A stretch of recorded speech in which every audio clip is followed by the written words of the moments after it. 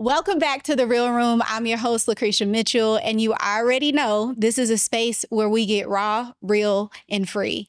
On this episode, it's one that it hits a little deep because we're tackling something that doesn't get talked about enough in our communities, mental health. For too long, we've been told to pray it away, be strong, or what goes on in this house stays in this house. But silence hasn't saved us. So on this episode, we're going there. We're having a real, vulnerable, healing conversation about mental health with mental health professionals who do this work every day. And I promise, by the end of this episode, you're going to feel seen, heard, and hopefully a little more whole. Let's get into it.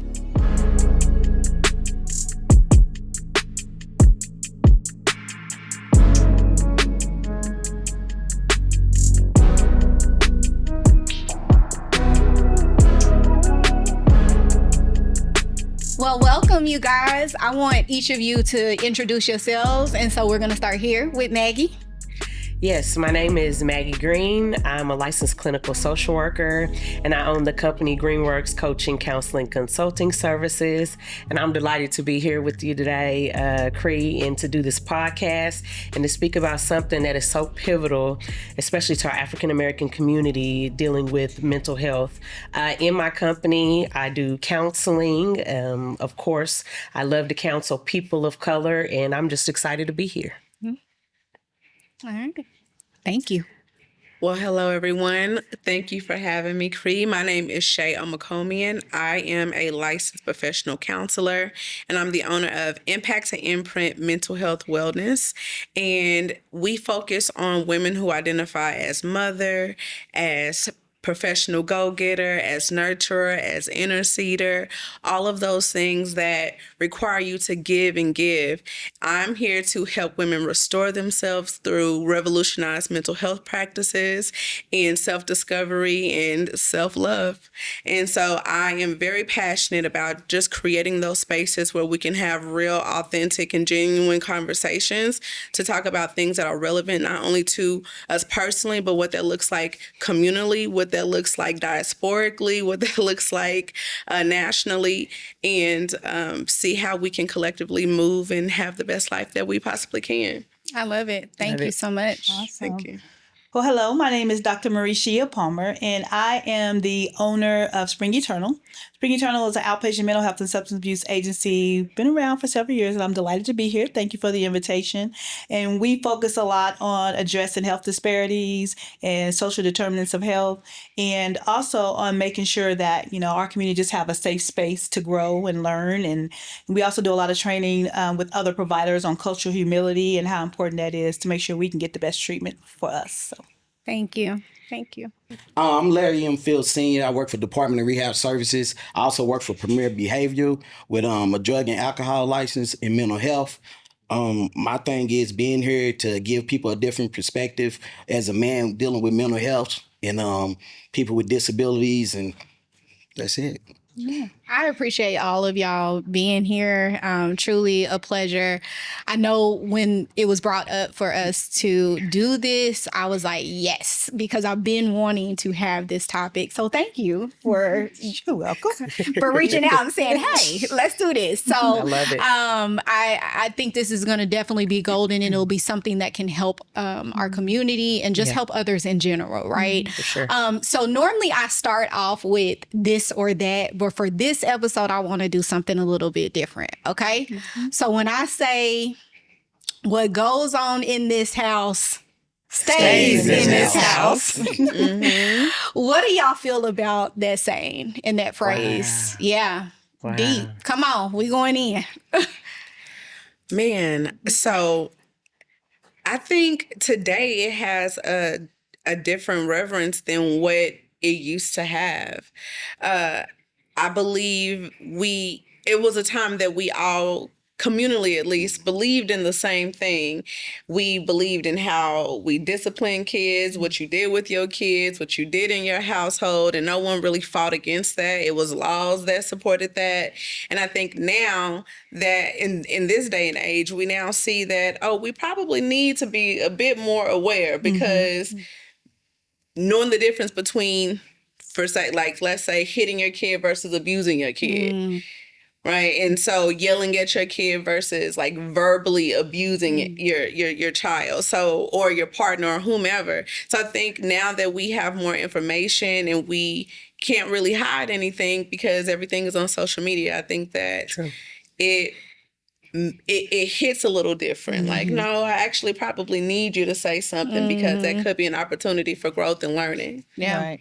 I think when you talk about history, it was a matter of safety before. Yes. You know, we couldn't present ourselves a certain way. We couldn't do certain things because of the racism and the social issues going on. So it was an issue of safety. Stay in this house so that we can all be protected. But, you know, like you talked about, now things are different. So we don't want to keep those secrets like we used to because they're turning out to be harmful.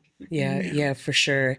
And you know, bouncing off of you too, I think, you know, thinking historically back in the day, essentially, where we would keep things inside, I think we are more educated these days. So the more experiences you have, the more education you obtain, then you realize, especially when it comes to such as Black individuals, where majority of us are more spiritually grounded, we now understand the dynamic. Yes, Jesus is here you know, to save our sins. At the same time, Jesus also puts individuals on this earth to help us through this place that we live on, right? And so with that, and social media is huge as well. It's allowing us to realize, hold on, I really can get help for what I am dealing with. I tell clients all the time, prayer and counseling is a real thing. Yeah. It really, really is. And so that's my point of view. Experiences, you know, believing that we can be okay, we can be well, and I think that's important in knowing that. Yeah. I think dealing with that, it's a negative saying. Like what goes in this house stays in this house. It's one of them things of keeping stuff to yourself. Yeah. And a lot of stuff that we do from growing up to like even becoming an adult, we keep our pain inside. You know, and when we do that, we tend to like explode eventually. And I think by saying that, stay in this house, what goes on stays in this house, you keeping so much built up that it's like, oh, I'm not going to tell this person how I feel about this or express my emotions to this person or that person. So I just think we need to get away from that, and the people need to learn how to start communicating more about their feelings of how they truly feel about stuff without worrying about what this person is going to say about you or what that person is going to say about you. Yeah. And I think there's safe spaces and safe people to do that with, right? I don't think that you can just share with anybody, right? So you have to be careful. So what would you tell someone? Because let me give you a little bit of context when it comes to me.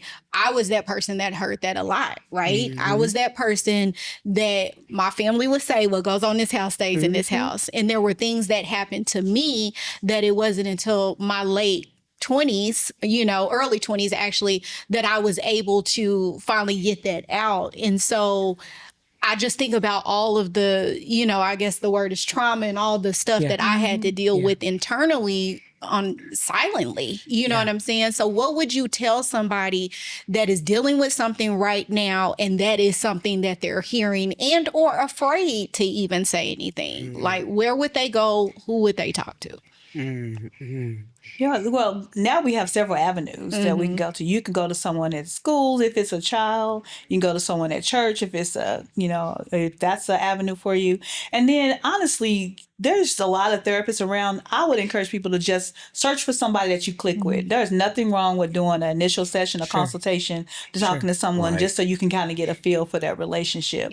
But there's avenues, psychology. Today, you can Google therapist in my zip code, you know, all of that stuff. You can go to a school counselor and say, hey, I need to talk to a therapist. And then parents need to create a safe space for their kids to come to them and say, hey, I need therapy. Or even for our family, we need to do that for each other. We got to stop being negative about therapy and just creating a space that says, hey, maybe you need to talk to somebody, and that's okay. Yeah. I have a therapist and I do therapy, so we got. And you actually went, that's a segue into a question that I have for y'all. How do you guys take care of yourselves when you are constantly being the one that people are coming to and you're having to pour into them? How do you take care of yourselves? I heard therapists. Is there anything else do y'all all have therapists? Yes. Yes. Okay. Yes. I also, so I believe therapists are really, really great, but I believe that there is a village of folks that you need. It's almost very much like the saying, it takes a village to raise a child. Yeah. Yes. But the child gonna grow up, Yeah. and the child still needs the village. Exactly. But instead of the village being automatically there because you're a minor and you're not responsible for yourself, it is going to take some diligence in you seeking that community for yourself. So not only do I have a therapist, but I have coaches to keep me accountable. Yep. I have mentors Yep. to keep me accountable. Yep. And to add to the previous question that you had, as far as the finding people who can be a safe space for you, it's going to take, for one, it's going to take courage, but also how do you feel when that person is speaking to you? Mhm. You know, I've pretty much, I've sought out every mentor that I had because it was their words that just stuck to me like meat, That's right? good. Like, Right. and so I'm like, man, and it penetrated something within my soul that really impacted me in a way. And I'm like, man, I don't know what it is, but I need to go and introduce myself to that person. And also a person that is interested in what you having to say without trying to fix anything about you. Yeah. That's important too, because sometimes I think a lot of the issue is that it's not that we're not getting it out, we're getting it out to the wrong people. People Right. that is so consumed with their own Yeah. stuff. Yeah. Right? They don't Yeah. have the capacity. So what happens is that it's just sitting and you're not really getting what you need. So it's a lot of guilt that can come from that. Like no one cares. Yeah. So why should I express myself if no one cares? Sure. And so I think it takes a bit of discernment, but on top of that, or in addition to that, it's going to take courage to put yourself out there and be willing to give it a few swings. Yeah.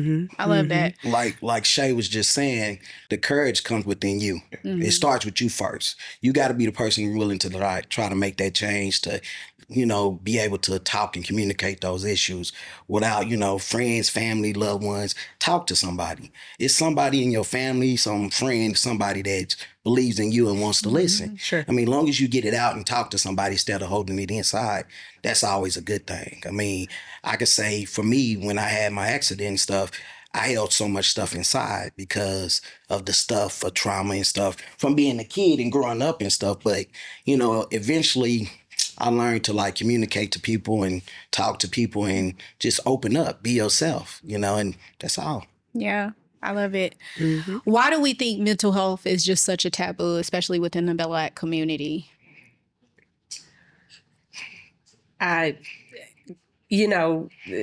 Bouncing back from something that I said earlier, I really believe it has to do with some of the things we have said. What happens in the house stays in the house is one, right? Another one is our spirituality, right? We have to understand that dynamic, our deep spiritual connections that we have. And don't get me wrong, I know who the Lord is. Right. You know what I'm Come saying? on. Right. But at the same time, it's very important to understand the difference of religion and spirituality that you have, right? And understanding those practices. I've dealt with individuals who unfortunately even dealt with trauma in the church setting, right? And so in relation to that, I just believe a lot of our history has to do with why we struggle with getting to the space of having better mental wellness. And also too, I believe it's, you have to see a counselor who looks like you as well, right? You have to hear words of empowerment and of you can get through this from someone who looks like you. Right.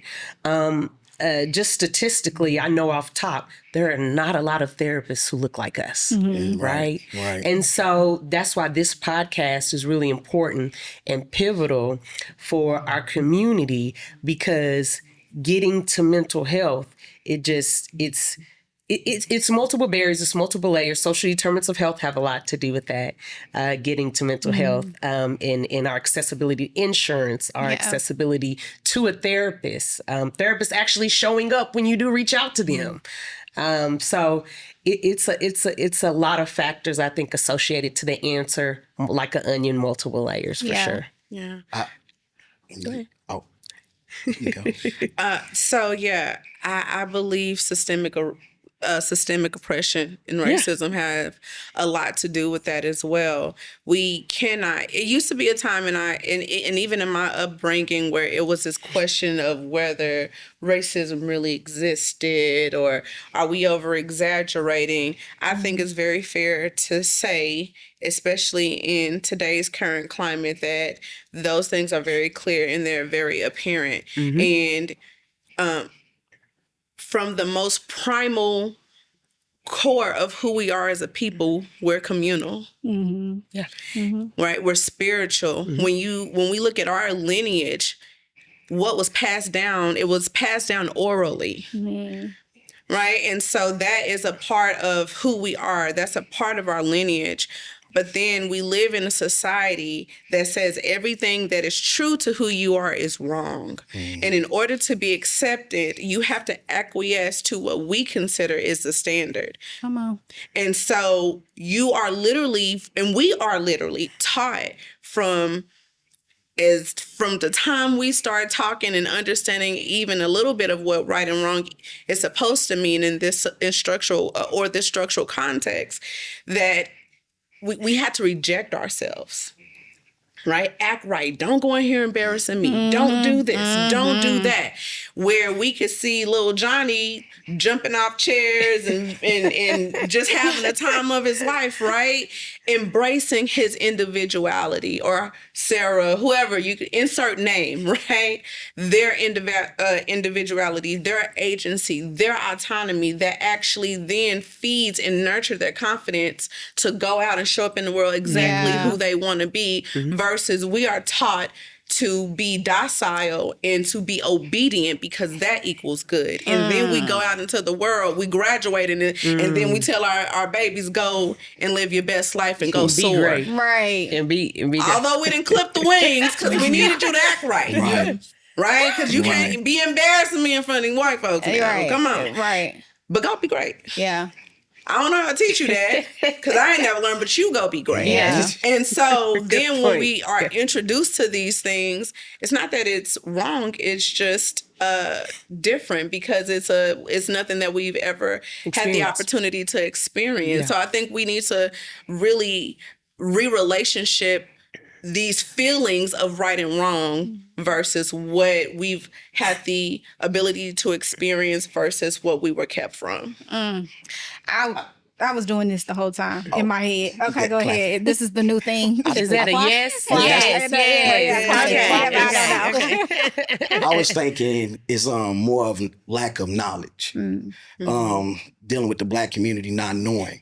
You know, the thing about it, when we would act out or do something, you know, the kid can have some kind of mental problem or anything. And your parents like, oh, nothing's wrong with you. Sure. You're fine. Yeah. It goes back. Spank it away. You just acting up. Or spank it away. Yeah. And it goes back to being a Black male in school. You have so much energy. Then they tend to label you ADHD. When really you just have a lot of energy. And they want to label you ADHD because you just all over the place and they want to put some medicine in you and basically make you just sit there and be still or whatever the case may be. But I think the more knowledge we get into the community, the Black community, to understand, the better off we'll be. But we have to be able to reach out and want to know that knowledge. And a lot of us, there's so many of us that's stuck in the ways of the past. Like you can just go dealing with our people, our family members, is that they don't know about this stuff. They just grew up just, hey, you better act right or I'm going to tear your butt up. Point blank. Or you get in that corner. You know, it's the thing of knowing how to talk to your kid. That's why you have, as a parent, you should go home every day when they get home from school, sit down, let's talk, or go in their room, let's talk about stuff. Because you never know what's going on. A lot of us just go home, they do whatever. You know, I like that because I'm really big on safe spaces. We don't have that as Black people. Exactly. Especially when you think about something like the workspace. We never get opportunities to get anxious or depressed and show up to work, right? Right. We have to fit within this bubble, right, of individuals wanting to know our business. We're not team players. We're not. You're not as poppy today. What is going on? Oh my God, I hate that. Because we don't have spaces for us when we show up depressed and anxious. Yeah. To be able to understand our feelings, have someone we can express those to, and so. And honestly, that's in most of our systemic associated systems that we have here in America. Same with a hospital setting as well. Us going in with these type of experiences associated to mental health. We are written off. Right. A In lot a of lot times. of things. Yeah. In a lot of things. And that's very important with understanding that dynamic of mental health as well. Yeah. Do you think, though, that it's necessarily that we don't always have a safe space or that we've been taught to suppress it? 100%. So I think What that- stays in the house. Yeah, Stay- well, and that's true. And I'm just thinking about historically, we got to think about the context that we're maybe fourth generation out of slavery. Yes. And so when we start Yes. thinking about the things that our grandparents did to protect us, like you were talking about the kids we're being told to sit down and be quiet, because we can't show up and act like that in public and climb on the walls Right. Yes. and not be subject to some type of punitive actions of Reprimanding. other people being reprimanded or someone labeling us. You know, those kids are unruly. We don't have that same privilege. We don't have it. We don't have We those don't have it. opportunities because of We don't have historical it. context. So even when we want to show up to work in that safe space and be able to say how we feel, we don't even know how to do it. No, Because the we platform don't. hasn't been given to us to be able to do so. Yeah. Yep. And our behavior is off. Yeah. Right? Because we're going through something mentally. Yeah. Right? And so it perpetuates a lot of our physical ailments that we have as well. And that's a whole different story to go Yeah. down. And that's why I really, to that point, which is why, and I was very big proponent of creating safe spaces. And to the points that were made, realistically, I don't know if safe spaces can be created for us in that context, right? Because work of setting, yeah. right in a work setting, Yeah. being labeled Capacity's by not there. society, by all these things. So I would like for us to transition from using the term safe space to courageous space, Like that. because that's what it's going to I take. like that. Yeah. I like that. Instead of hoping and waiting for someone else to get their stuff together Sure. and recognizing that we deserve dignity, we deserve the ability to feel our emotions. That's one thing that a friend told me, because I was so dissociated at one point. She was just like, the problem is you don't get to feel your emotions. I'm like, Yeah, for real. So we out here just responding because we have not been given the experience to feel. Yeah. That's true. And so None. now, if I'm going to feel, I can't wait for them to tell me it's okay or give To me feel, permission. yeah, I'm going to take yeah. up the space and understand that it's something on the other side of that. But one thing my grandma always told me is not what you called, it's what you respond to. Come on, Grandma. So that's why revolutionized mental health therapy is important, because the framework and the fundamentals of learning to relationship and get to know who you are and regulate your nervous system is important. But then we have all of this historical knowledge and context to then be able to logically connect those two and say, hey, I need to do this. But in order for me to do that, I got to look at this history and say, this will not serve me if this is how I'm going to heal. Yeah. Yeah, So it's that good. means It's I have good. to do something good. courageous if I'm going to get a different result. Yeah, I love that. That's good. So the question then is, we hear all of these things about, what goes on in this house stays in this house. And I've heard people say it recently, right? How do we start having conversations with people to start having conversations with their kids about mental health? And I know that's where it has to start, right? It has to start with our younger generation, that it's okay. The difficulty with that is getting us to believe that it starts That- with the younger generation, Yeah. so that Yeah. we can talk to our kids. We really gotta. we've got to get to a point to where just because you did something the same way over and over again does not Doesn't mean mean it it's produces right. positive results. You know, one of the things I tell the story every time I'm speaking or I'm doing giving a platform to talk about mental health. I tell the story of a daughter and a mother that were cooking, and as they were cooking, they were making a roast, and the mom always cut the ends of the roast off. And the daughter asked the mom, "Why do we always cut the ends of the roast off?" And she was like, "I don't know. Let's call your grandmother and ask her." They called the grandmother and they asked her, and the grandmother said, "Because I never had a pot big enough." So there really was no real reason why we did something. We just did it that way because we were used to doing it over and over again. Yeah. So we're wasting energy, resources, and stuff because we're repeatedly doing behavior. Right. And me. Because we're doing things the same way. And at some point we gotta say, like you talked about, hey, I'm gonna be courageous and I'm gonna show up and do something different. Yeah. No, I wasn't encouraged to talk about mental health with my kids. Yeah. I mean, when I was a kid, but let me do something different. And so it starts there with our mentality of saying, I gotta do something different and change the pattern so that we can break it for the kids. Yeah. I think about now, my cousins are sitting on this panel with me too, y'all. And they know I love my daddy a lot. But my daddy used to whoop me, okay? He used to whoop my butt. And I probably deserved it, right? But one thing I knew when I had kids, I wasn't going to do that to them, right? Now, sometimes I'd be like, girl, you probably should have, now that they a little grown. But I'm just saying, I learned then that I didn't want, because that caused a lot of, I feel like, I'm not going to say trauma because I hate to say that about my daddy. But it was a lot of things that I had bottled up inside from that, right? And so I did not want to pass that on to my girls. And I am very open and honest about the fact I go to therapy every Thursday, morning, right? And so my kids know that. And so I think it's important for us to start having those conversations and saying that within our households for sure. Anybody else want to add on that? When you know better, you do better. Yeah. Right? Yeah. During upbringing, we as people, when we become adults, as children, we see the way to cope to the world from our parents, right? And when we become adults, we either are going to do something different or we're going to continue with the same behaviors, right? And so that's a prime example. When you know better, you do. When I don't want to do that when I become a parent, right? We can always shift and change and do better and do more courageous things, right? Things that challenge us. And to be honest, some people don't want to do that. Yeah. And that's okay. Yeah. That's okay.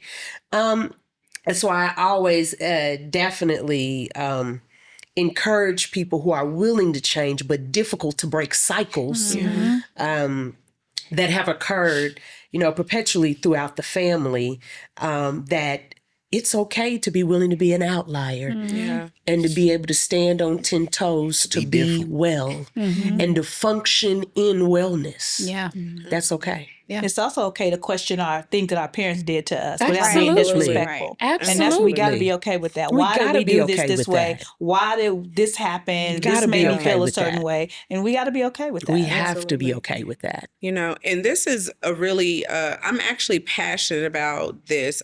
I have a service that I provide, PWA, which stands for Parenting While Adulting. So I actually provide services where I work specifically with parents, not just mothers, with parents. And I'll be, shameless plug, I'll be doing the summer series starting June 28th. I'll be collaborating with Northeast Oklahoma City Renaissance. So 7:00, if you want to show up and be a part of this courageous space, please do so.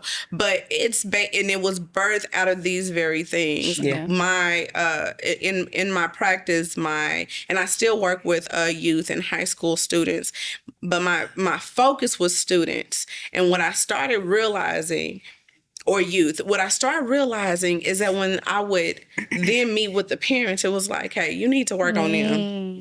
Like, they need to get their act together. They not doing this. It completely detached from their connection to what is going on. And when that was brought up, it was very defensive. And it's really understanding that. And then I also spent some time as a middle school counselor. And especially during the pandemic is when I was a middle school counselor. So it really also helped me pull back the layers to understand the the vulnerability that it takes to say, I don't really know how to do this, right? Yeah. So it was just like, man, well, I love students, but I want to create a space for mothers, the ones that society deemed is not good, or all of the things. They have struggled with motherhood, they struggle with connecting to their children, they struggle with their own upbringing. To let's create a space where, yes, your kids is connected to this, but let's go ahead and like heal collectively together, and then that will then give you what you need for your kids, because you can give it to yourself first. Sure. Yeah, Right. that's good. I mean, because it's almost like if you're pouring into the kid, right? And then they're having to go back home to the same thing, and then their parent is not really as supportive of it. It's They're gonna just, keep happening. it's going to keep happening. Because you can't give what you don't have. Yeah. Yeah. I want you to give something you don't have. Yeah. How does that work? Yeah. And so, yeah. Yeah. How can we begin to develop healthier emotional habits? And what does self-care actually look like? Not the trendy version, but the real work. So that's a heavy load right there. Repeat that question. Yeah. Okay. Let's start with the first one. Yeah, I was How gonna say, break can it we down. begin to develop healthier emotional habits as people? I think first you have to learn to understand yourself first. And the other thing is, once you understand yourself first, then you try to figure out the things that help you understand to be more healthier, like, going to the gym, working out, reading books, eating healthier. Because, I mean, a lot of these processed foods can cause issues as well. Yeah. And I think it all starts with the person first. Yeah. That's good. Emotional intelligence can be taught. You understand? You can increase your well-being and your wellness amongst yourself, right? The thing of it is the ability to actually do it. You have to be consistent and disciplined, right? To want to be better. Exactly. And that's what I see is a struggle for us drive-through quick America. Yeah. Right? We want things right now. I want to feel better right now. Yeah. But it requires eating better, going to the gym. It requires going to therapy, right? It requires reading books for self-help and professional development associated trainings. It requires all of those things. I sat next to an older individual I always go to the Women's College World Series. I went yesterday. Shout out to OU for winning that game. Yeah. Come on.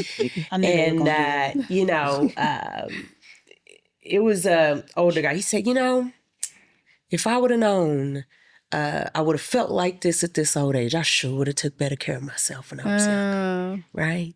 It's the same type of dynamic and situation from a physical aspect and a mental health aspect. Also, too, self-care is as well self-help. You got to have people around you that don't constantly drain that cup of yours. Come on. You have to. That best friend that you do love since elementary school might not be the one that serve you for what you need in your life. I know in the space as a therapist, it's very particular and protected in what I can allow in and what I will even allow out. Yeah. Right?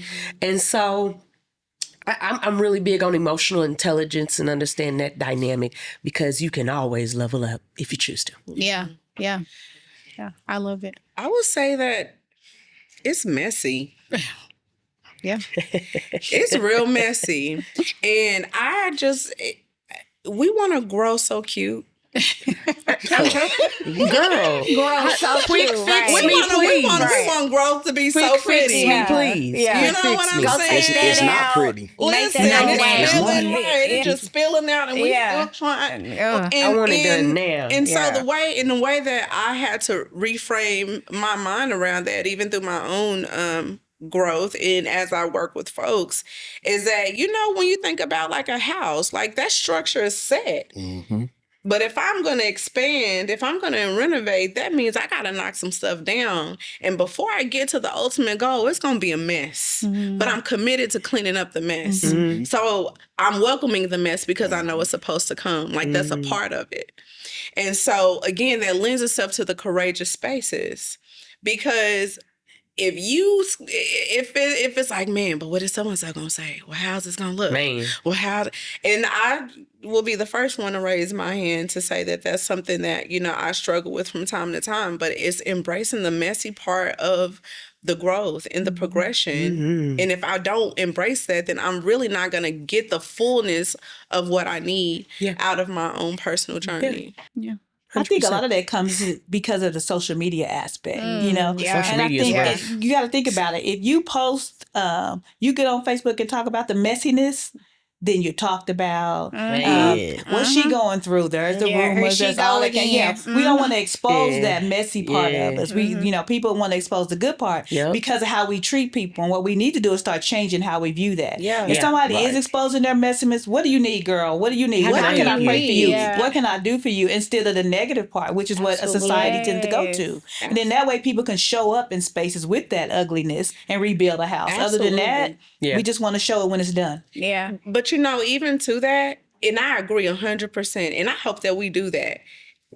DM, what's up, girl? I'm pulling up. But it was Pastor Nona Jones, and she did a sermon over rejection is God's protection, and so that and she spoke of when David was in the field, right? And how even though it seemed that his father was showing favor to his brothers, and that he was being rejected, but in that time, God was doing the working in him. Come on. Exactly. That's it. And when it was time for him to be called out and called up, he was prepared and he was ready. And so the thing about it is, and what I got from that, go look that up, you should, it's so powerful, is that I need people to be that clear. If I put my mess out, if I'm courageous enough to put my mess out there, and your first instinct is to talk noise about me, start DM chats about me, try to embarrass me, I thank you, because now I know that you're not my people. You ain't the real one. And so it don't, because we're humans, the first reaction is for our feelings to be hurt. Right. But then following it, thank you, God, because For showing me that. for showing me, because I don't have to guess anymore. Come on. And so I would invite us to do that. And courageousness hurts. Yeah. And it's hard. It's hard hard process, too. for It's sure. hard. Yeah. And it It's hurts. hard. And that's the whole point, that it's messy. You will not grow being unscathed. That's not possible. Yeah. So Very the true. only way, and you can't think your way out of trauma. You have to experience it. Right. And so I would just say that is like, still do it for all of these reasons, do it, because now it's clear, it's creating a line where now you have to look inward and then go upward versus looking for other people to validate your experience. Right. Yeah. You know, I'm a pretty strong person, right? And I think a lot of people know that of me. I get a lot of stuff dumped on me, right? Just from different family, friends, all kinds of things, right? But strong friends need love too, Absolutely. right? Yeah. And so it goes back to what you were saying. If you don't see me somewhere, if you don't see me showing up, if you don't hear from me, maybe you should pick up the phone and check call on me, me. right? Just And see. so what I've check learned on recently in the last year, and it's been one that has been very difficult for me, right? Because I'm like, I'm a good friend, I feel like, like if there's something, if I see you post something or whatever, I'm checking on you, right? Right. I don't get that in return, right? And so I've learned from that, a lot of people that say they for me ain't for me, or it's been very revealing for me to see that, okay, really, I thought you was that, but you really ain't that. Right. And some of them are there to watch the show too on That Facebook. part. They're there to watch your show. That Right. part. Yeah. I'm not there for you. But when you go post again. Yeah. true. And so I think it's important, even the strong people have moments where they need people, right? And so for somebody like me who was very much a people pleaser and, that kind of thing, what do you say to and I'm not no more, thank you, Lord, for the deliverance, okay? But what do you say to people that, you're always strong, you're always showing up for somebody else, but then you see that it's not the same for you. Yes. How do you handle that? What do you do with that? You have to encourage people to, and it's interesting that you said that because I literally posted that on my Facebook probably 2 weeks ago. Yeah. That strong people that do things for everybody else when they're strong don't have that same reciprocity. And so that's a challenge. But I think that one thing that I learned, with me being down with my surgery and stuff is that you show up for people that show up for you, and then you learn how to reevaluate your circles, and then that way you can direct your energy where it needs to be directed. Because I think a lot of times we'll see somebody post that we hadn't talked to in years, but they're having an issue or they're having something going on. The empath in us and the part of us that wants to help. Do you need something? How can I help you? And we're constantly pouring into other people and doing stuff for other people. Then when we need something, we don't have enough to show up for ourselves. And so I think the first step is self-care, like we've been talking about, is taking care of yourself. And the other one is using that spirit of discernment and knowing when to let go of people that are not showing up for you. That's what that's what I'm saying. And that's hard too, right? Especially when you're somebody doing empathetic work and you want to help others, right? That's what we do. And so it's that right there is it's a real thing, but protecting your peace is just much more important. Yeah. God has kept me. That's my number one resource. Let me tell you, number one, because just the things that being a strong person that I had to learn the hard way. One of those, the result of that was expect much from yourself, but little from people. Right. And then also understand that it's my responsibility to bear the fruit. And if I am the fruit bearer, like a tree don't eat its own fruit. So understanding that when I say yes to this journey, when I say yes to this walk, that it in nature is going to be a little bit isolating and lonely, which is why I believe the spiritual connection is so important. So that's what I would just say is that, and I think what's going to then happen is that you'll find other folks in that same scenario that you'll link, and then you'll be able to then show up for each other because you understand.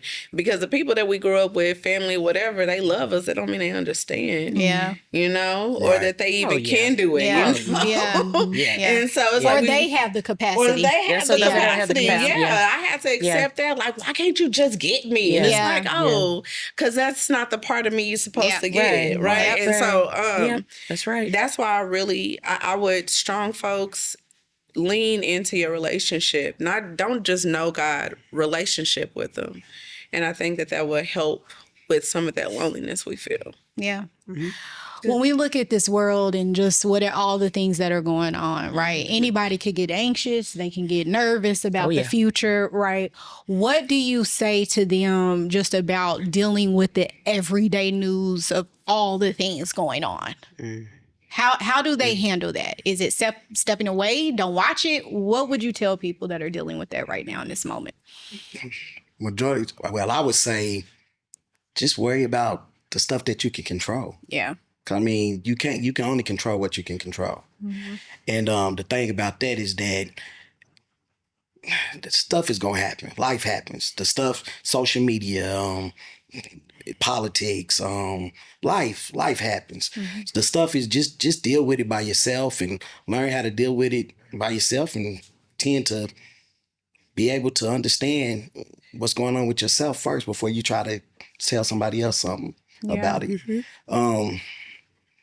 I just think you just control what you control. I mean, that's it. Don't put too much on your plate. Because, we tend to do a lot of stuff and we over here and then we got this to do, or we got that to do, or this or that. Nobody can do that many things in one day. Just control what you control, do what you do, and just worry about yourself and everything else will fall in place. That's what I would say. Give yourself permission to unplug. And that's the thing that we don't do enough. As adults, we don't give ourselves permission to say, I'm not doing it today. I have several businesses, and this past weekend, me and my daughter said, you know what? The orders are going to wait. We are going to unplug. Because if you don't, you get sick and you have problems. So giving yourself permission to say, I got to do some things for me is the thing I think we got to focus on. We have to Yeah. do that. So you're right. Deciding what you can control Yeah, decide and what you can unplugging control. sometime. Yeah. And I mean, I had to learn it for myself. I always try to be on the go. I'm here, I'm there, I'm there. I think that's Then our I get sick. bloodline, It though. is. It's It really is. sad. It's the 'Cause bloodline. It will It's the- exhaust you. it's I the feel put you bloodline. down. worth ethic It'll is sit you down. crazy. And we always on the go, Yeah. and then next minute, you know, we sick. Yeah, sit you You down. know, It'll sit you down. It's like It won't. take It'll time for sit you down. yourself. Yeah. And just Absolutely, it chill. will. You know, I enjoy just being at the house. When Yeah. my boys is gone, everybody gone, I'm at the house by myself. Oh man, that's Yeah. the best thing ever. Yeah. I don't go out. I don't do a lot of that stuff. I just love being at home. Yeah. That's my peace. Why Yeah. is it so hard for us to do that though? I feel like when I'm sitting home after so many days, I'm starting to feel anxious, like I should Yeah. be doing something. I'm I missing wonder why something. I that's need to be challenging. doing something. I think that's what it is. I'm missing And there's a lot something. of stuff you Yeah. can do at home. Yeah. You can work on your garden. You I can. don't want to clean up. I don't want to do that. I need to work on mine, to be honest. I don't want to do that. I don't want to do that. No, you're right. No, I appreciate that. Let me ask this along the same lines of that question, and I have to ask because I have you on the panel, especially as a male mental health professional. For our Black men, right? There are a lot of things. And I'm gonna be honest. Again, we can only speak to what we know. Okay, Sure. and we're Black people. Okay, and so for our Black men, I will be very honest with you. There have been times when my husband will say I'm going out or whatever, and this fear raises up in me. So I couldn't even imagine having a son, Maggie. Oh. You know, like I couldn't even imagine. And so what is that like for you? You have 3 boys yourself, like you've been through some things in your life. What is that like? And I want y'all to be able to speak on it too, because I'm sure you guys have had to deal with this and talk with people. What is that like every day living as a Black man, especially as a mental health professional? As a Black man, every day is a struggle. Yeah. And the reason why I say that is because you never know what's going to happen when you walk into a store or you leave your Lord have house and mercy. you're driving down the street Wow. to go to the store. You know, cops driving by you or behind you. You know, you're always looking. Yeah. Dealing with my boys, I mean, I worry about them all the time at school, Sure. with their friends, movies, you know, even if they go to birthday parties or parties.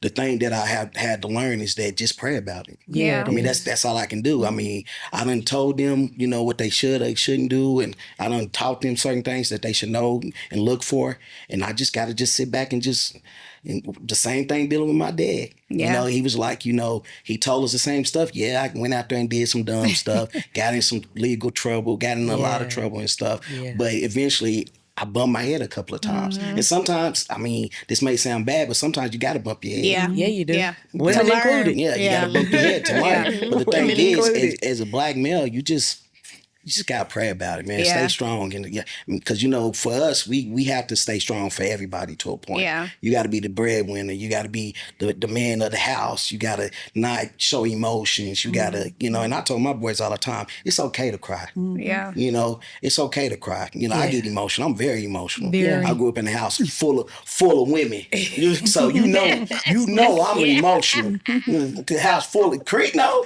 she know I cry in the heartbeat. Go ahead and let it out. I'm just saying, I don't see nothing wrong with it. You know? I don't need that. Yeah, Yeah, I see and nothing it's wrong with not. it. And there's at all. nothing wrong with it. But that's the thing that I think you just pray about it. You Yeah. know, life. I mean, some people say you can't always say pray about it and this and that. I mean, we grew up. Our parents always told us pray about the stuff. Yeah. You know, but you still can talk about it too. Talk to somebody about it. I like that me and my boys have that open door. You know, some of the stuff my boys tell me, I don't even want to You know. be like, I'm like, hold on, wait a minute. Like, boy, why you telling me that? And you will be surprised at some of the stuff that they done told me. And I'll be like, man, this is me all over again. You know, and I just be like, I'm just going to pray about it. Yeah. And not even stress about it. But yeah, that's it. When you made the comment about being emotional, it just makes me think about how we are training our children, and we're training Black men to be strong. You know, we tell them from the beginning, stop crying, suck that up, get up. You know, you can't be a big boy. Yeah. Boys don't cry. Men don't. We tell them this from the time they little. Don't pick up a doll. Then they get married and have a baby, and then we want them to be nurturing. But we done Right. told them all this time. You ain't never lied. Like, I mean, you know, we You ain't just have to Oh do my better. So when you're talking God. about encouraging them to use their emotions, it starts from way when they're way Yeah. younger. We have to do that. Way young, Yeah. way young. I'm raising a Black boy, you know, in a same-sex household. Me and my partner, we're raising a young Black man. And I said, you know, it would behoove me not to utilize my knowledge and my skill sets not to be the best Black mother that I can be. And so, of course, you know, kind of bouncing on what we had spoke about just before you just asked this question. I believe in being very socially aware, but at the same time have a discernment on what you are aware of and how you understand and utilize your awareness. And so my partner, she's a federal correctional officer. And I asked, what do you think the reason why we see a lot of Black men that look like us, you know, in the prison system, right? We know statistically, in the state of Oklahoma, we're the top 3 in men incarceration. African American is significantly higher than per populace of race than any other race. Also with Black women, we also have a high percentage of incarceration here in the state. Now, I just wanted to understand the dynamic that the statistical data where you have 1 in 1,000 Black men will come into communication and connection with the police and not make it out of that circumstance. I also want to understand, this is me researching and saying this, I also want to understand the dynamics of why, and I'm going to say it, we have a problem in the Black community killing each other, Black men. Yeah. And so with that, and with me being a clinical social worker and wanting to understand these dynamics, I said, well, how can I take this and make sure that I can be the best that I can be for my son? And I watch, besides understanding and looking at forensic journalism, I also pay attention and listen to clients and even documentaries and things. And I said, and in listen to my partner as well from her feedback, it's very important for this Black boy of ours to be who he wants to be. If you want to sew, I will buy you whatever you need to sew with. If you want to sing, I need to buy you the best microphone you can have, right? Also, too, like you just said, you can cry. Coping Yeah. with depression and anxiety and things of Black boys is significant. Right. Significant. Honestly, if you look at statistically and see the reason for murders amongst the African American community and things like that is the emotional and emotionality. The inability to control yourself. Right? Learn how to express them emotions Come better. on. So I said, hold on. Yep. What preventative strategies can I implement as a mother to my Black son? And so in like I said, constantly researching and hearing individuals' experience, making sure he's around Black men, very, very important, things of that nature. I would say it is imperative that I tap in and tune in as much as possible. Somebody said, well, Black boys need Black men. No, Black boys need Black men and women. Ones that can cope well, that will listen, And so that's my spiel in thinking about Black men, giving them that courageous space to vent and to listen. We have some of the individuals in prison systems, y'all, that can run Fortune 500 companies. Black men, right? But they didn't get the capacity to maybe be their best self in certain circumstances. And so that's really important to me as a Black mom, is to understand that. Also travel, right? Yeah. Show We're them only something 5% different. of the world, in case you didn't know that. The United States of America is 5% of the world. Y'all telling me 95% of the world we have never seen? Experiences. Yeah. Yeah. Yeah. I think another thing is, as a black man, is finding that significant other that will allow you to be 100%. emotionally with them. Yeah. Meaning they will not judge you for crying or judge you for just being you. Yeah. Yeah. And I think that's a problem with the black males, is that we tend to like try to be this hard. And y'all dude. weird and unique. Yeah, very You know what I'm unique. saying? They weird eccentric. And I think we try to be hard and stuff around women instead Yeah. of just being you. Be And you. that's the problem with relationships, is that you tend to like venture off to being with some girl that you don't even want to be with because she's not willing to let you open up to her to be yourself. And I think that's another problem. Yeah. Dealing with the black male. Yeah. I think you hit it on the head too. I think when you said they need men and women, I don't have a son, but I have nephews, and of course I work with youth. I work in a local high school now, and so I have a lot of babies, if you will. One of the things that I definitely, and it's conversations that I've had in the school with administrators, especially when it comes to some of the programs that I do, and it's like, oh no, you need to focus on the girls. I'm like, I think that's the difference. Like and because for a while it's been deemed as frou-frou when we talk about like masculine and feminine energy, knowing that it's not gender specific, but they both exist inside of us. I'm sorry. And sometimes, unfortunately, especially when we talk about the majority of black boys being raised by single mothers, and a lot of them being economically disparaged. Yeah. Yep.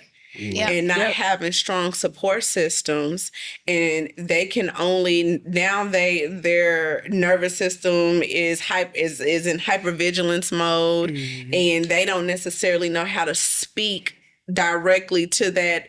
Well, I will say it like this. Ayala Van Zandt, I saw this a reel, and she said, "I didn't know how to be a good mother, but I was a great father." And so, and it's just being able, and so it's in those households. So when we talk about, especially what goes in the house stays in the house, in those households, I see a very stern, hard mom. So what I grow up, even if I am as a young boy, and this is what I've also heard, and I've had these conversations, when I'm revering black women, the words that I use is strong, resilient, right? Like you're a force. It's all these very masculine words. And I think if that's not being provided in the home, because again, the mother is not in a position to do that, that's where the village come in, and we do, and it's our job as women, even as men, for the young women who need that same guidance and nurturing from a father standpoint. You need to understand, to find a good spouse, I need to understand how to relationship with my feminine side, so that I'll know I can be able to allow my emotions down, and I won't feel like I'm being weak or a punk or whatever. Right. And so I think that's really, really important, and I really make it my job to do that. Like, I hold you accountable, yes, but also understanding like you have to be in touch with this feminine side, because you're going to be a father one day, you're going to be a husband one day, and you want to be successful in those things. So I think that's another thing, is that we have to then decide that we're going to show up as a community, and we're going to do that. We're going to be the grandmothers of this time. Right? Yeah. And so, and I think that is, and when I allow my young boys to do that, they melt. Flourish. Yeah. You know what? Like the true authenticity and beauty of who they are, they can just kind of like, Which is human being. They can breathe. right? Human And so being. now when I'm getting on to them, it's not like you need to do this. Right. It's like, hey, I'm speaking up to you. Yeah. Right. And so it's like, yes, ma'am. Thank you. I need to, like, so it's They this respect thing. you. They respect it. And so, Yeah. and so I think that is just one thing, you know, we just got to look at the resources and the strengths that we all have, especially if people that hold these positions as healthcare workers, healers, nurturers, and and have the courageousness to go into those spaces and take up space. Yeah. And I think to piggyback on your point, when you were talking about not feeling like you can, problem in relationships, that you can be emotional, that we also need to teach our young girls to stop defining husbands based on what they see out in the public. You know, and when there's those absentee fathers that are not in the house, they are attaching to the bad boys. Because they're looking for that love and that somebody. If he's interested in me and he's wanting me to be close to him, he loves me. He giving me all this attention. And that's what we're seeking. But they don't have any idea of what a true definition of what a healthy relationships look like, and what men should be able to do is be feminine if they need to be, and need to be emotional if they need to be. But if girls don't allow them that, or women don't allow them that space, then we create this unauthentic relationship like you just talked about. And so it's not just the boys we got to teach, we got to teach the girls too. Like both of them. It's okay. Stop teasing the boy if he cry. He crying. The girls do the same thing. We got to stop doing that. It's funny you say that, because I'm like, I had my daddy in the house and I still attached to the bad boy, but just saying. But you did talk about earlier about the relationship with your dad. And I don't know the extent I want to necessarily get into that, but I think that sometimes, we learn about parenting styles in our field, and there's an authoritative and authoritarian. So there's that parenting style that's just about the discipline. You're not going to be a no good for nothing person. You're not going to not be responsible. I'm going to make sure you have that. And then there's the authoritative, where we have to say, but I'm also going to love you through this and teach you how to have the soft side and teach you how to tell you why I'm saying what I'm saying and why that's important for you to show up. And I think if we have that combination in that authoritative parenting, it helps those girls to feel a little bit better about when we're making choices. Yeah, definitely. I mean, don't get me wrong. My daddy, he would whoop me, and then he'll come in there and say, "Now now I know I love you, and I hate that I had to do that." So I feel like there was a balance. I was just hard headed, to be honest with you. So you probably needed that sternness then. I probably did. You're right. I needed it. Okay, so we're gonna try to get down through here. What role does community and safe relationships play in healing? Wow.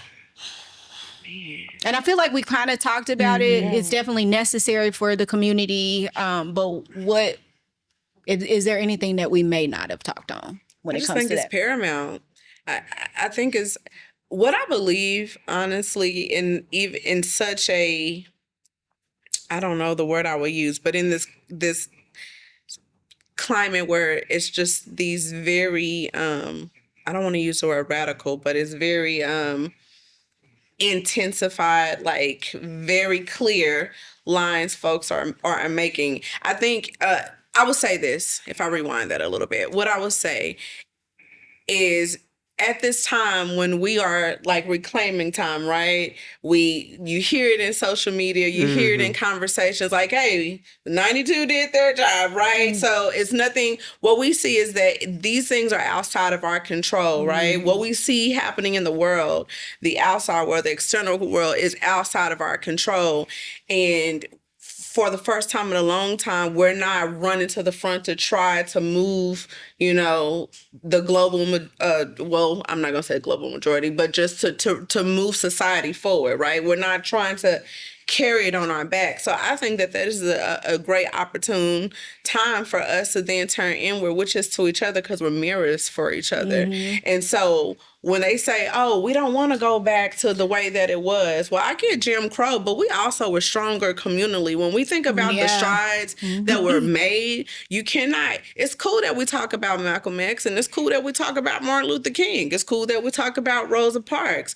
It's cool. But what we don't talk about is that they were only to do that because of the community that was behind them. And it wasn't about, I am pretty sure they didn't always like each other, or that they always agreed. But it was bigger than all of them. They understood their assignment. What we know is that there's a target on our youth, right? It's all of the messaging. We here having grown folks conversations. It's not us that's being influenced by all this. It's our children. Right.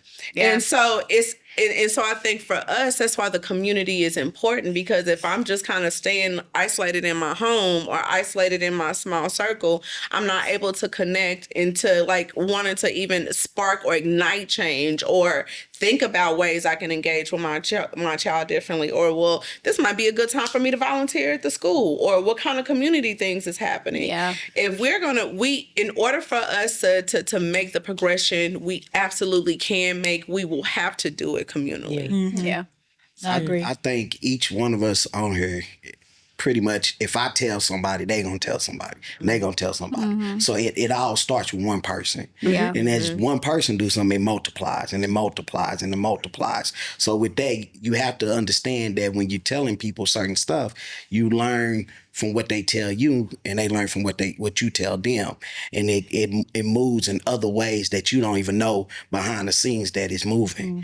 And we have to be able to just, regardless of how you may feel about stuff, still communicate those problems and those issues, and just keep it moving. Yeah. And it's going to keep on growing and keep on growing. So yeah. And we have to be able to be okay if that person doesn't receive it. Yeah. Because sometimes they won't. Maybe they're not ready, or sometimes they haven't been healed yet, and so they're not capable of receiving it. So when we say that to one person and they don't go tell somebody else, or they tell it wrong, that's okay. We need to tell somebody else and tell somebody else. Yeah. Because eventually the people that need to hear it will receive It's going to get Yeah. to it. Yeah. I agree. Yeah. Exactly. And that leads into a thought that I had. You had asked me earlier, why did I start doing this, right? And it really is to teach one, is to reach one. This platform is not meant for me, but it's to have conversations like this, to give you guys a platform to be able to help people for whoever it's intended for, right? And so I think it's important to be open-minded. No, everybody's not going to think like you. No, we're not going to have the same views on things. Right. Yes, we may come from different ethnicities, backgrounds, all kinds of different things. But if I could just be willing to just hear you and look at things from a different perspective, though it may not change how I feel or how I think, right? You may listen to this and be like, okay, here they go again talking about the Black community and mental health. Who cares, right? That may be you. But again, it's for one person that needs to hear this conversation, right? And the hope is that that person is able to take that in and change something, right? And then pass it on to someone else. Yeah, I just did the whole closing it right there. That was the outro, but we ain't done. That was the whole outro. Now, listen, Taylor, can you wind it back? Okay, there we go. No. All right. So what are some mental health red flags in teens and young adults that we often miss or mislabel? Lack of energy. Too much energy. You mentioned it earlier. Yeah. Lack of energy, too much energy. Not willing to, always in their room. Watch those signs, because they can be in their room going through something and you wouldn't ever know. Getting sick, that's a sign. Behavior problem. And undiagnosed stuff usually show up in the form of something that's not socially acceptable. And so, autism, being on the spectrum, there's so many different things, and we just put a label on it. But if there's something that doesn't look right, go talk to a professional, get a diagnosis, find out what the treatment is. And then I also say this, get a second opinion, because sometimes, people may put a label on you that shouldn't be attached to you, and I'm not saying everybody does that, but we have to be mindful of that. And so if it doesn't look right, go seek help, talk to somebody. And not only just that, recognize and understand, don't be afraid of what the results may be. Dealing with working in the Department of Rehab, and Shay can attest to this too, is that in the Black community, when you meet with them and that kid and you looking at the IEP or the psych eval and you see this certain diagnosis, that's not my kid. You signed the paper. This is what it's saying. And they get upset about that. And I'm like, it's not a bad thing. I'm here to help. And then the services that we provide, they don't want to take advantage of the services. That stigmatization we were talking about that we had. And it's like, I'm here to help. Yeah. You know, I'm here to help you take these services and do. But that goes back to, and I'm gonna let y'all answer that. That goes back to, especially within our community, us not trusting the system. Right. With Yeah. reason. Yeah. It does. Yeah. And we Yeah, have it a does. reason why we don't Yeah. trust the system. Right. Yeah. I mean, we can go there. Okay. Absolutely. Syphilis experiment. It's a lot of things. Yeah. Reasons why Very we don't trust the valid. system. Very, very valid. You're right, and that's a whole conversation nother, and topic on its a whole own. nother story. Because I've been those. Listen, especially with the number of students that are on IEPs in Oklahoma State Public School District. Is it Listen, significant? if you get if you, it is significant. It is significant. I don't want to say the numbers because I want to get it wrong, but it is significant. And I make it my business to talk to students, teachers. I'm that person, okay? Like, you just gonna do what you will with the information, but you gonna know this information. Exactly. Exactly. For real. Because that is something that I believe I'm a connector of people, resources, and Yeah. and just in community. So in that, it is, hey, regardless of what you do with this is what it is. If you have more questions, come. I might not be the person to give it to you, but then I'm going to connect you to the person that's going to give it to you. But you have a resource, so it's being that resource. And so to go back to your question about the red flags, is another one that I see is when I see a lot of my students disinterested in everything. Yeah. And then the number one thing that I hear them all say is, I don't care. Oh yeah. I don't care. That's big. I don't care. Well, That's well, big. I don't care. I don't care. That's a And sign. so those for me are red signs that I need to pay especially attention to, like this student. I would say as a mother, just the same thing. I saw my daughter, and I think a lot of strolling on the phone. If I don't see you take a break You know, from your going on. phone, That's crazy work. because it's a download. I mean, it's the doom scrolling, and I believe that they are announcing that there are new mental health diagnoses linked to like the excessive strolling, which makes sense after a while, right? Yeah. So even neck problems, I saw. right, all Even of that. So when there's no break from social media, overstimulation. overstimulated, when you don't care about anything, or I see you just uninterested in anything, failure to thrive, those are the things where I look for. Yeah. And you know, they gave tons of signs of from teens and things like that. And I think of it from a social work perspective as well. We have a lot of children and teens that are hungry. Yes. Right. Homeless. Yeah. Right. Yep. How on earth do you expect a child not to show signs of mental anguish when I have been in 5 homes in 2 years? Yeah. Right? Yeah. When I leave and go to the shelter after school, right?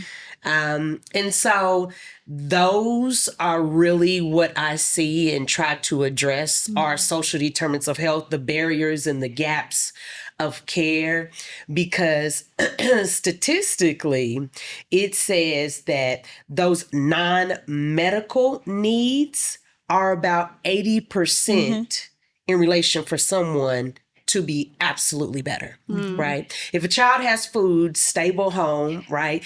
A safe neighborhood where I don't go outside and, okay. Yeah. You understand what I'm saying? When we have all of those factors in the green, usually a child can thrive. Yeah. Right. Majority of the time, a child can thrive. We have outliers that, you know, suffer from actual true mental diagnosis, but what I see is majority of the time it has to do with social barriers. Yeah. Right. Yeah. And I also would add a sudden change in behavior.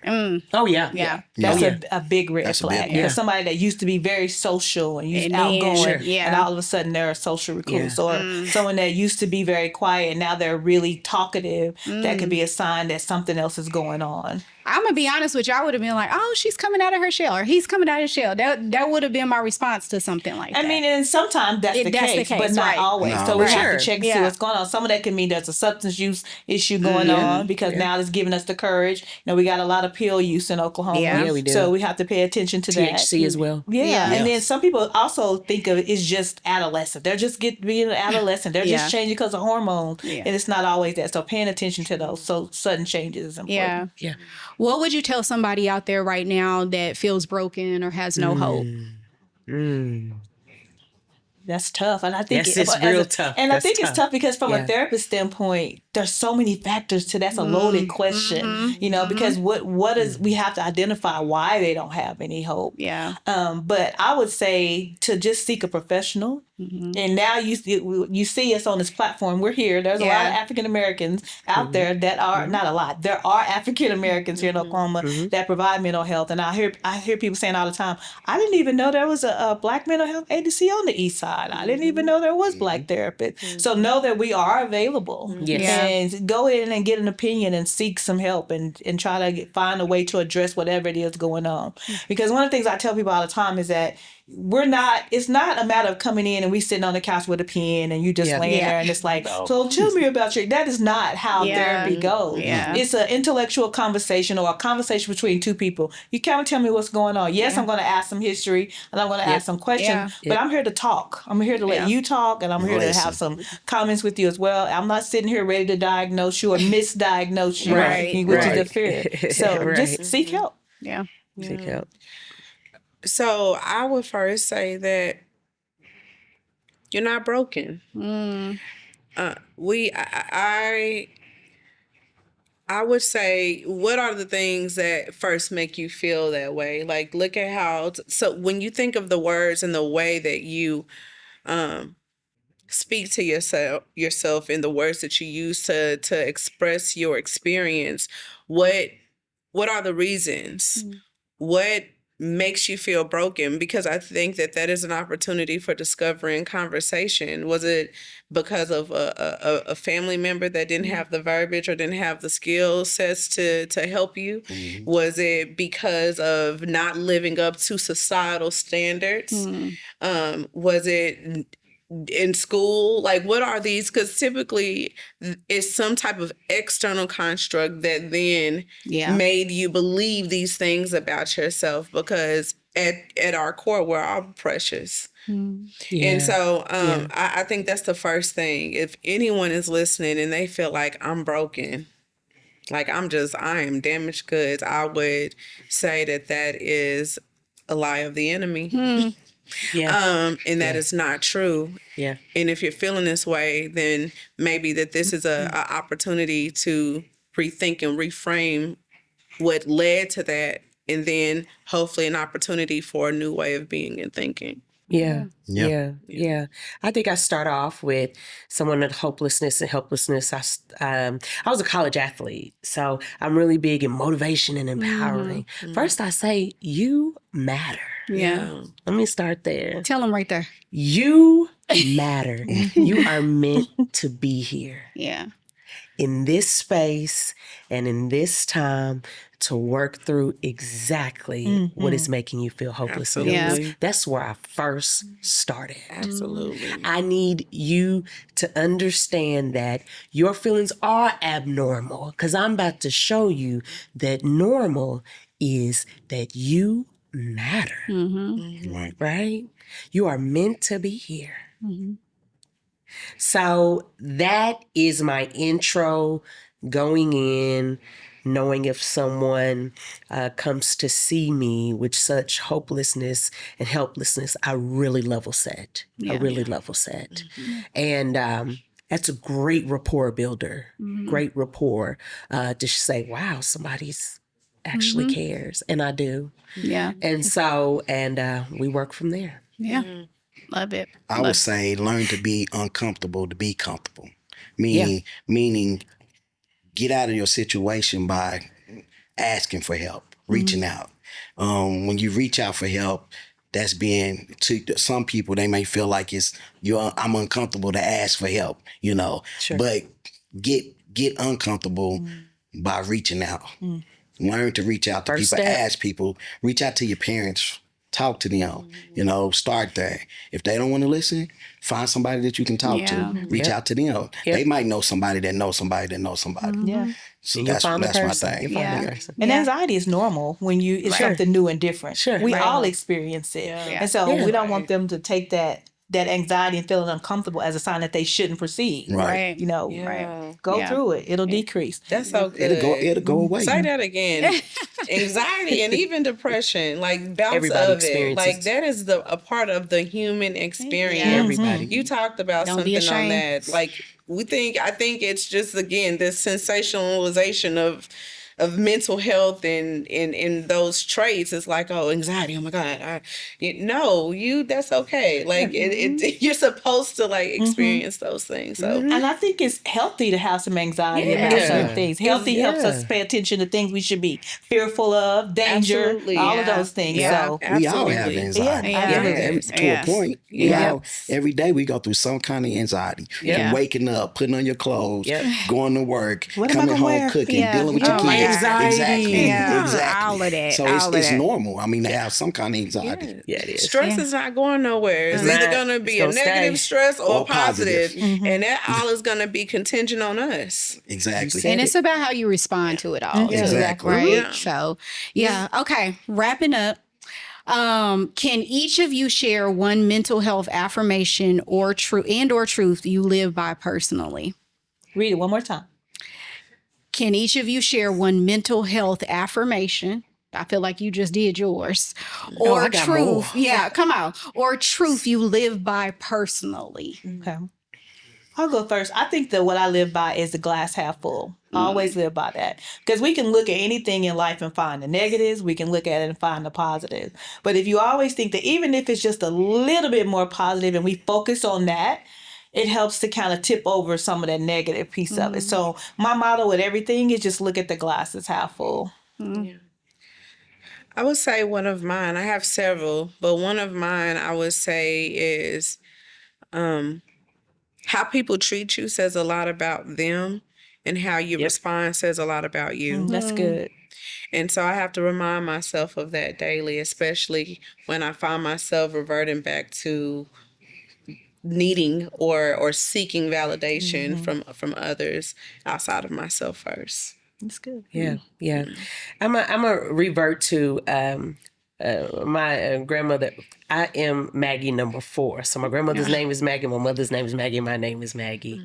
Grandmother Maggie told my mom tells me this: always be kind to other people. You never know what people are experiencing. And I will revert that to my son especially. And I want to leave with one of my favorite quotes that I think about in helping people every day. Maya Angelou. People will forget what you said. People will forget what you did. But they will never forget the way you made them feel. Yeah. Mine is you are only one person, and learn to listen to understand, not understanding to listen. That's mine. Love it. Love it. Real quick, how can they find each of you? Is there anything you want to leave them with? How can they find you? Social media, phone number, if you want to share You whatever. can Google me, Maggie Green. You can check out my website, gwercs.com.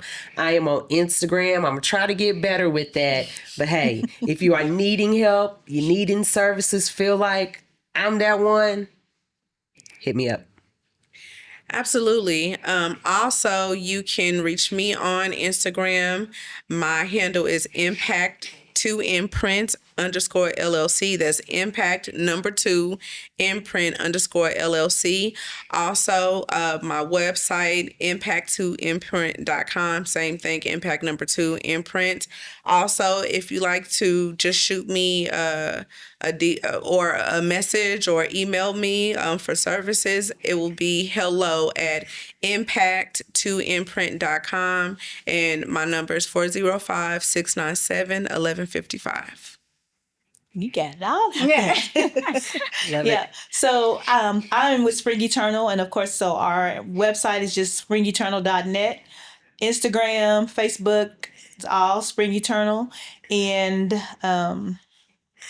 I guess that's it. I'm sorry. I was just drew a blank. But yeah, so if you look us up on any of the social channels, or if you want to give us a call at Spring Eternal, 405-601-4565.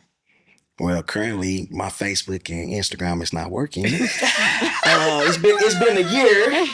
So you can reach me at lmfields24@yahoo.com or lfields@okdrs.gov, or you can text me or call me 405-537-5563. Yeah.